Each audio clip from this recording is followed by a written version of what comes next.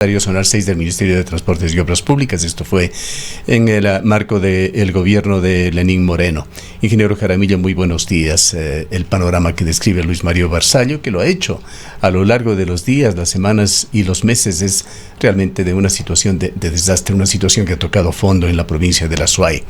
Pero además de lo que significa el reto de ser funcionarios de una provincia de tercera clase en el país, denuncia Mario Barzallo la situación que se da con el gobierno desde Quito, el comportamiento de mandos medios de distintos ministerios, del propio Ministerio de Transportes y Obras Públicas, del Ministerio de Finanzas, que tienen cerrado el grifo de los recursos estatales para la provincia de La Suay. En su carta, en detalle, cuenta cómo tiene que hacerse milagros desde la ciudad de Cuenca, incluso para proveer de combustibles, de aceites, para la poquísima maquinaria que se encuentra a su cargo. ¿Puede ser aceptable este trato de el gobierno, de los gobiernos, trato que ha generado ya una diferencia enorme entre el norte y el sur del país y una inequidad que no puede continuar? Buenos días, Gustavo, un cordial saludo para usted, para todos los amables radioescuchas. Efectivamente, se lo venía advirtiendo desde algunos días, semanas atrás, en algunos medios de comunicación, entre otros en este mismo, que el centralismo es algo que nos está absorbiendo. El ex subsecretario zonal 6 del Ministerio de Transporte y Obras Públicas, el ingeniero Barzallo, ha sido muy claro en su exposición. Yo creo que el exfuncionario como tal tuvo siempre las mejores de las intenciones. Lamentablemente, este centralismo tan magnificado que tenemos nos está absorbiendo. Imagínense lo que el ingeniero Barzallo deja exponiendo en su carta de opinión pública, que incluso no se ha tenido en muchas ocasiones los recursos necesarios para lubricantes, para repuestos de la maquinaria. Mire, Gustavo, hace días atrás yo hice una declaración pública porque fue algo que realmente me asustó ya. Tuve que viajar por temas personales a la ciudad de Guayaquil y conté más de 30 microdeslizamientos a lo largo de la vía. Los conté yo. No necesité que nadie me cruce el dato. Yo conté 30 microdeslizamientos, muchos de ellos, o la gran mayoría, menores, aparte de los deslizamientos o puntos críticos grandes que ya son de conocimiento público, que son tranquilamente limpiables o tranquilamente se puede remover con una maquinaria del Ministerio de Transporte y Obras Públicas. Pero también me topé en toda la vía con una retroexcavadora, o lo que le llamamos los constructores una gallineta. Esta es la retroexcavadora pequeña, la que tiene llanta de caucho, para que nos puedan entender los radioescuchas, que son las pequeñas, en toda la vía. Me llamó sumamente la atención e hice la denuncia inmediatamente, la denuncia pública ante esta situación que se estaba observando en la vía Cuenca-Molleturo-Naranjal.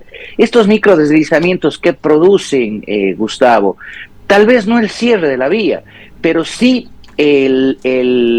la presencia de peligro constante a lo largo de la vía para las personas que transitan por el sector. Recordemos que es una zona que tiene presencia de neblina, por ejemplo, en la noche la visibilidad es corta y una roca, un material pétreo, un material no removido puede ser causante de que se reviente la llanta del vehículo, de un accidente o colasión entre dos vehículos, etcétera, etcétera. Realmente es algo que ya creo que tocó fondo. Yo llego y coincido con su análisis inicial.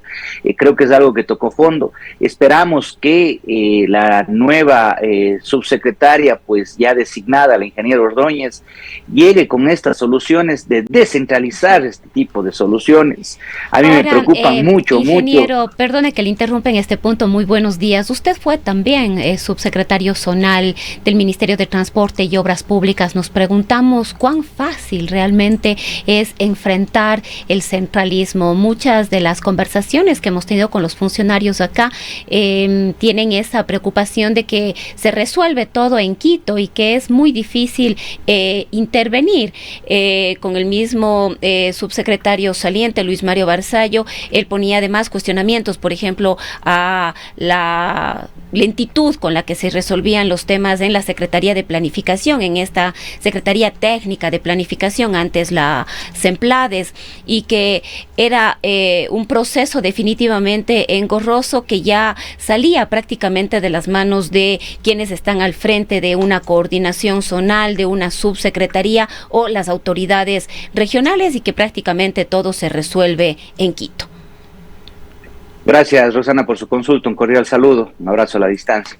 Bueno, yo creo que es algo que todavía está latente, esta lucha contra el centralismo, pero también creo que es importante, y quiero ser enfático en lo que voy a señalar a continuación, creo que es importante que el manejo de la cosa pública por parte de la cabeza del ministerio sea el adecuado. Yo pienso, y esto es un criterio muy personal, que en este caso el eje central del Ministerio de Transporte y Obras Públicas desconoce trámites administrativos y trámites incluso de ley que se tienen que seguir para que el correcto funcionamiento de esta cartera de Estado en general se dé de una manera lógica y adecuada. Soy un fiel creyente de aquello. He escuchado declaraciones al señor ministro en donde no tiene asidero hablar de 210 días que se requiere para un proceso de contratación pública.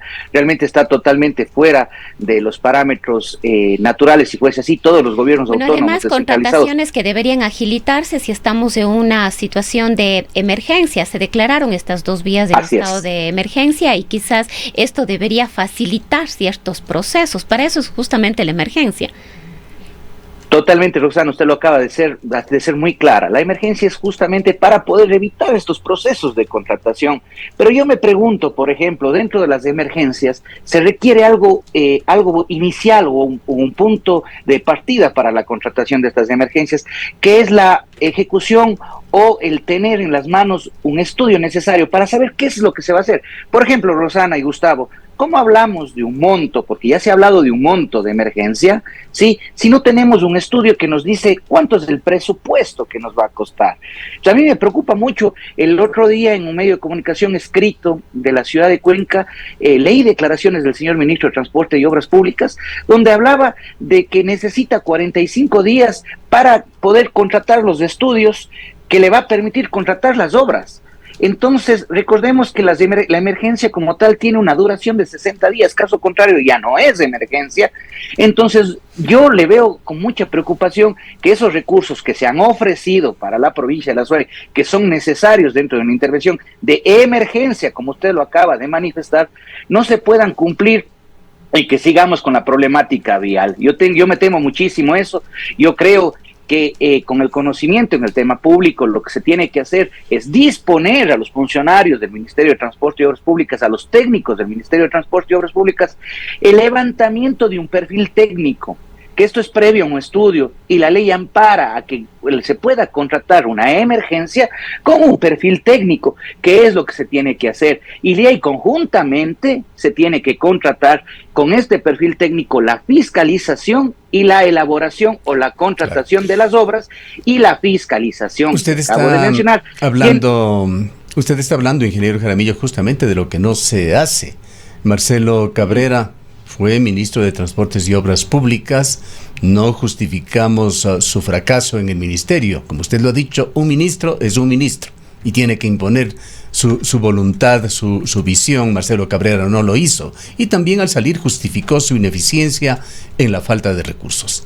Responsabilizó al Ministerio de Economía y Finanzas, pero están de ladito, como usted lo señala, los famosos planes ya sean de corto, de mediano plazo para atender emergencia, o planes quinquenales, o planes estratégicos de la vialidad en el país, que se los hace en el Ministerio de Transportes y Obras Públicas. Mandos medios, que usted los conoce perfectamente, del ministerio los conciben, los ponen en trámite, y es claro y además secuencial que el Azuay y el sur en estos planes están siempre relegados. La inversión se concentra en el norte y alrededor de las grandes ciudades del país, también en la costa, en Guayaquil.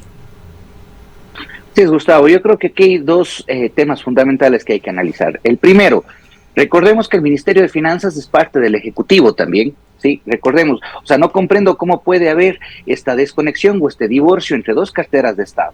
No quiero negar que existe el centralismo y que existen trámites burocráticos bastante complejos. Cierto es, yo creo que negar esto sería tapar el sol con un dedo. Cierto es, existe este centralismo, lo hemos señalado con el dedo, pero también recordemos que el Ministerio de Finanzas asigna los recursos a una cartera de Estado, cualquiera que está afuera, asigna los recursos de acuerdo a su ejecución presupuestaria.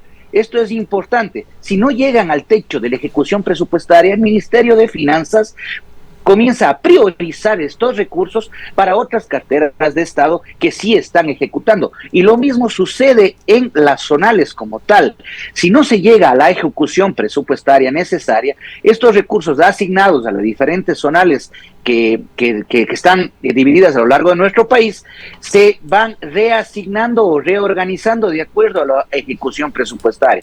Por eso digo, yo creo que existe una falencia del conocimiento de la cosa pública dentro del eje o de la cabeza de este ministerio o de esta cartera de Estado, que hace que se dé este inconveniente no solo a nivel de la provincia de La Suay, sino del sur del país y del centro-sur del país. En este sentido, yo creo que, sin lugar a dudas, el centralismo es algo que nos absorbe, pero creo que la solución no estaba en el cambio de una representante o de un representante del gobierno zonal del Ministerio de Transporte y Obras Públicas, sino yo creo que realmente la solución está en un cambio ya esquemático, global, ya de planta central, empezando desde la cabeza del Ministerio de Transporte y Obras Públicas. Ahora, vayamos a la situación actual, analicemos lo que está pasando. El ministro estuvo hace poco más de un mes aquí en Cuenca presionado por estas situaciones emergentes, entre otras cosas a través de un decreto ejecutivo. Creó una especie de consejo consultivo sobre la vialidad. Lo hizo poniendo en este consejo a una serie de conocidos, conspicuos empresarios de la provincia de La Suay, miembros de la Cámara de Industrias fundamentalmente. Y hasta hace 2 días, esto por declaración del portavoz de este consejo consultivo, el economista Andrés Arrobalino, este consejo consultivo no había sido convocado, no se había reunido con el ministro. Se emitió el decreto ejecutivo y las cosas, o el decreto ministerial, perdón, y las cosas quedaron allí. Por otra parte está el accionar de la Asamblea Ciudadana. El propio ministro en esa misma visita, mientras anunciaba la conformación del consejo consultivo, dijo desvergonzada y cándidamente que no había leído la carta de la Asamblea Ciudadana de La Suay. Entre otras cosas, entre tantas cosas que tengo que hacer, algo así, dijo el ministro, tema que por supuesto ofendió y enardeció más los ánimos ya bastante caldeados aquí en la provincia de La Suay. Y la Asamblea Ciudadana por la Vialidad ha seguido reclamando, no tiene convencimiento sobre la forma en que se está ejecutando esta situación de emergencia, esta declaratoria de emergencia para la vialidad en la provincia de La Suay, y ha señalado que no queda más que medidas de hecho. Entre varias, ha decidido realizar aquí en la ciudad de Cuenca una marcha que se realizará, se la está convocando y organizando para el 17 de abril, enviar una nueva carta al presidente, y ahora la novedad que se dio ayer, el cambio del representante zonal 6 del Ministerio de Transportes y Obras Públicas. Le preguntamos a usted, conociendo el interior también de la burocracia del Ministerio de Transportes y Obras Públicas, ¿es este el camino que eventualmente va a arrojar resultados prácticos que incidan de alguna manera en mejorar esta situación desastrosa en la vialidad? Yo creo, Gustavo, sin lugar a dudas, que el accionar de la Asamblea Ciudadana, denominada la Cruzada por la Vialidad, es un accionar bastante importante porque ha aglutinado a más de 36, 37 organizaciones de diferentes índoles que están realmente cansadas del trato en cuanto al mantenimiento y vial que tiene el sur del país. Recordemos que a esta Asamblea Ciudadana se han juntado fuerzas vivas de Gualaceo, se han juntado artesanos, se han juntado panaderos, se han juntado, incluso ya el gremio de funerarias están juntos a esta asamblea ciudadana, y con el respaldo, por supuesto, de la academia, de las 3 universidades o 4 universidades que están en la zona. Realmente creo que es importante y es digno de resaltar. Me parece que una gran marcha que ha organizado la asamblea para el próximo 27 de abril, desde las 9 de la mañana, conozco los pormenores, me parece que es una manera importante de levantar la voz del sur del país, de levantar la voz de los azuayos, de levantar la voz de Cuenca, indicando la indignación que tenemos, el respaldo a nuestras autoridades locales. Eso yo quiero ser muy claro. Nosotros o la asamblea como tal nunca ha estado pues en contra de las autoridades locales, sino más bien en contra de un manejo central del Ministerio de Transporte y Obras Públicas. Bien lo dijo usted, el señor ministro Herrera, en una reunión con la Asamblea Ciudadana, pues manifestar que ni siquiera había leído la carta me parece una falta de respeto. Por otro lado, pues el Comité de la Vialidad que ha armado el mismo Ministerio de Transporte y Obras Públicas mediante acuerdo ministerial y que está conformado por la Cámara de Industria, creo que tiene el mismo fin. Creo que tiene la misma meta, tal vez las formas son diferentes, respetables, pero creo que también, y le voy a ser muy sincero, creo que fue armar este Comité de la Vialidad para mí fue un movimiento político por parte del ministerio, en este caso, para aplicar la vieja y conocida regla de divide y reinarás. Divide y reinarás. En este caso, yo creo que esa fue el objetivo del Ministerio de Transporte y Obras Públicas en su momento. Pero además, este comité del Ministerio de Transporte no ha logrado reunirse ni una sola vez todavía. Así es, o sea, todavía no hay respuestas. Lo que se ha logrado por medio de este comité es el hacer público la intencionalidad de una carretera Cuenca-Guayaquil, que lo dije en una anterior entrevista en este medio de comunicación, no pasa de aquello, de ser una carta de intención que se suscribió en su momento y tener pues las buenas intenciones, valga la redundancia, de las partes para poder ejecutar. No ha pasado de eso esta carretera. Mientras tanto nos estamos quedando sin conectividad. Algo que es importante, mi estimado Gustavo, Rosana, si me permiten un pequeño paréntesis.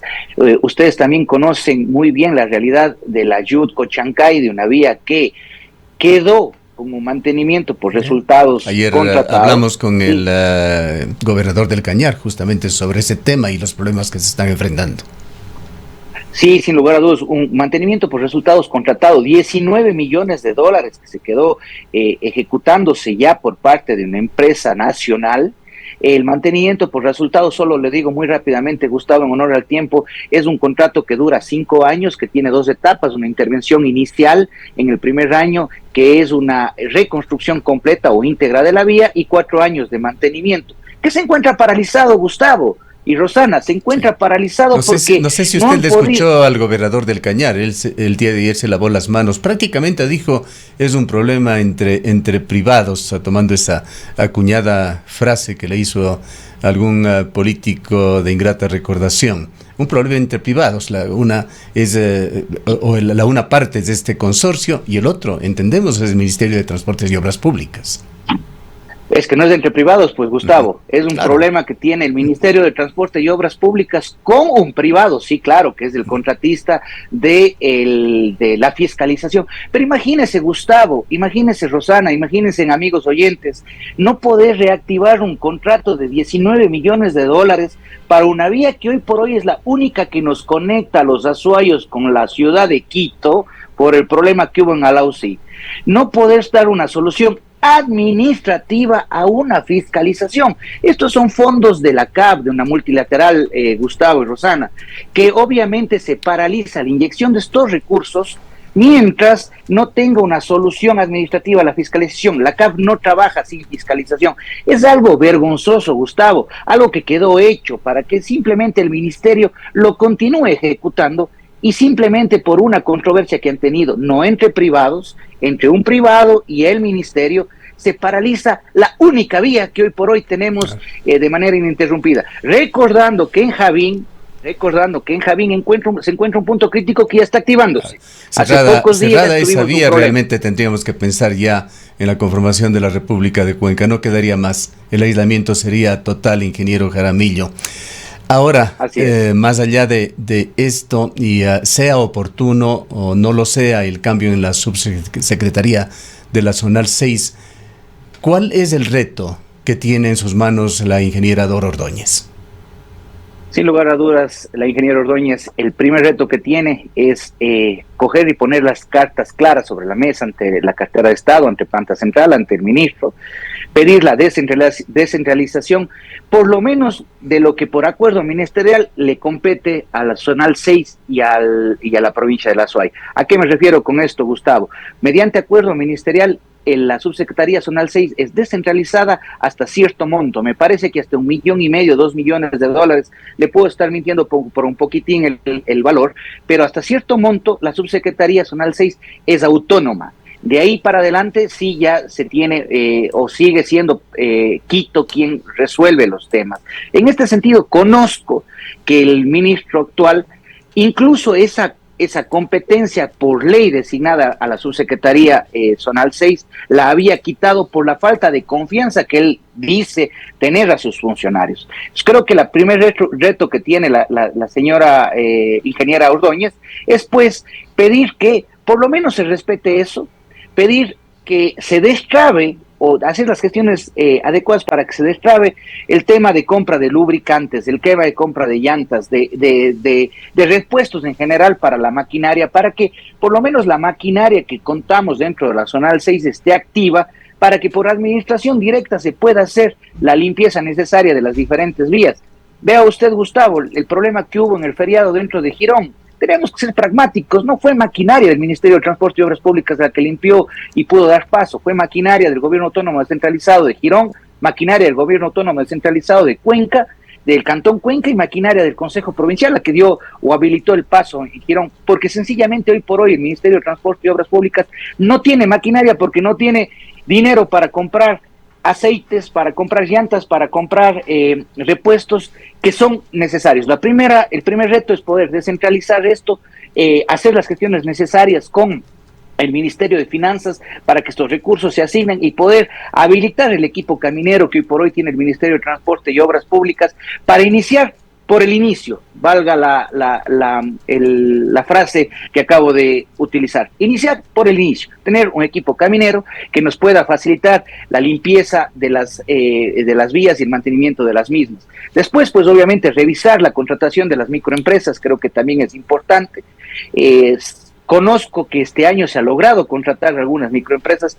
Sería bueno transparentar en qué vías tenemos microempresas y en las que no tenemos, tener que pues hacer la contratación de la misma de manera urgente y emergente para que estas también den mantenimiento a la misma. Tercero, pues disponer a los técnicos del Ministerio de Transporte y Obras Públicas la ejecución inmediata de perfiles técnicos para las emergencias ya declaradas, para con esto poder pues avanzar en la contratación en los puntos críticos que se encuentran ya levantados y declarados en emergencia. Recordemos que esta emergencia, para aclarar a la ciudadanía, no es de toda la vía, hay mucha confusión en esto, no es de toda la cuenca Molleturo-Naranjal o no es de toda la cuenca Girón-Pasaje, es de los puntos críticos, en particular los que se han declarado en emergencia, y en este sentido pues poder pues contratar estos puntos críticos. Hemos pedido en diferentes medios de comunicación que esta contratación, si se llega a dar, sea subdividida en varios contratos para que sean técnicos de la zona los que se hacen cargo de estas contrataciones, sean varios. Por ejemplo, hablamos de 12 puntos críticos en la cuenca Molleturo-Naranjal, pues ahí habláramos de 12 contratos, cada punto crítico pueda ser ejecutado por un profesional cuencano, azuayo o de la zona, y de la misma manera la cuenca Girón-Pasaje, donde son muchos más los puntos críticos y muchos más los contratos que pueden darse. Sería lo extraordinario, tendrían que analizarlo. Sí, ingeniero Jaramillo, con mucha razón varias personas han opinado y han refrescado más bien la memoria en el sentido de que la última obra relevante en materia de vías de obra pública aquí en la provincia de la Azuay fue la autopista Cuenca-Sogues, que tuvo sus orígenes en la tragedia de la Josefina 30 años atrás, lo recordábamos hace pocos días, allí Sixto Durán Ballén vio esa necesidad de remediar en algo la situación también de vialidad que era crítica en esa época, agravada por esta tragedia de la Josefina. Desde allí no ha habido ninguna obra que pueda ser considerada de relevancia o grande para acá, para el austro ecuatoriano y para la provincia de la Suay concretamente.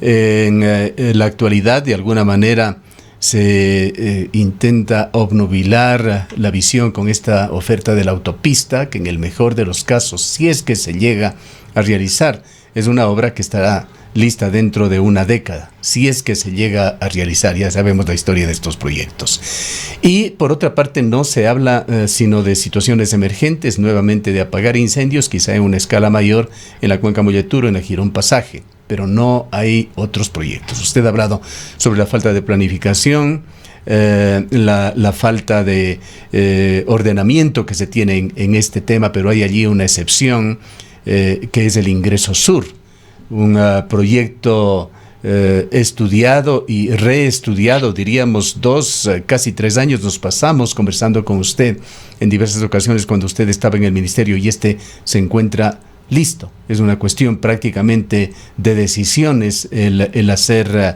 este proyecto, y usted lo ha sugerido justamente en sus comentarios de los últimos días. ¿Qué se requeriría para activar este proyecto?